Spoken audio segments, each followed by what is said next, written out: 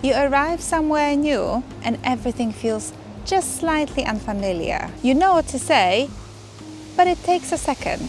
And even though you've been learning English for years, you catch yourself translating in your head and you're still not quite sure what to say. So let's fix that, at least for the situations you're most likely to come across when traveling.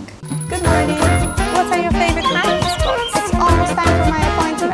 Can I walk there or should I take a bus? Hi everyone and welcome to Just Saying. Most of the time, traveling does not require any complex language, but it does require you to answer quickly and clearly in the moment.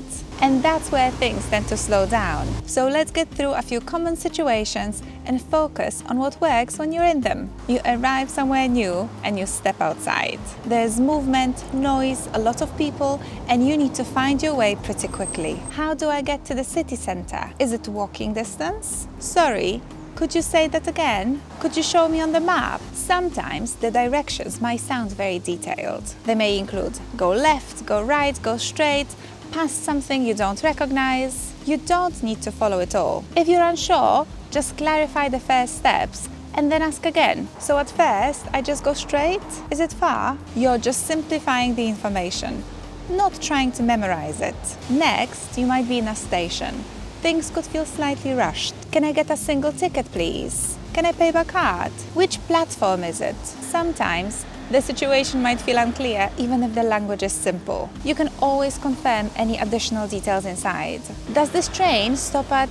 and how long does it take? Those are just small questions, but they might make you feel more certain about where you're going. Not every situation goes smoothly. Sometimes something might still be unclear or not work for you, and this tends to be where people hesitate the most. But don't forget, you can always ask, "Excuse me, could you help me? I'm not sure what to do here." Or if you're looking for something, "Excuse me, I'm looking for the bus station. Do you know where it is?" Or if something doesn't work the way you expected, "Excuse me, I think something's wrong. Could you take a look at this, please?" In these moments, you don't need perfect explanations. You just need to signal that you need help, clearly and calmly. And honestly, wherever you go, people are usually happy to help. Let's take a look at the sentences that might come in handy when you arrive at your accommodation. I have a reservation. Is breakfast included? What time is the checkout? Could you explain that again, please? Where do I find the Wi-Fi password? Those are simple and predictable questions. People expect them.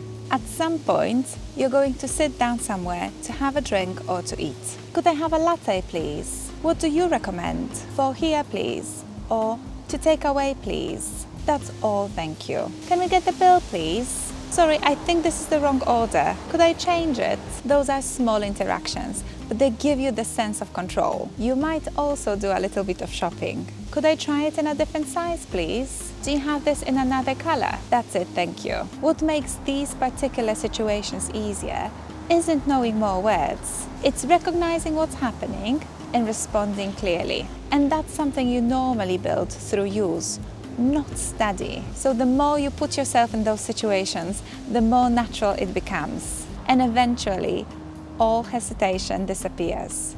Thanks for watching. If you learned something new today, please like this video and let me know in the comments. Subscribe if you'd like to see more videos like this one every week, and follow me on social media for more tips on speaking fluent English.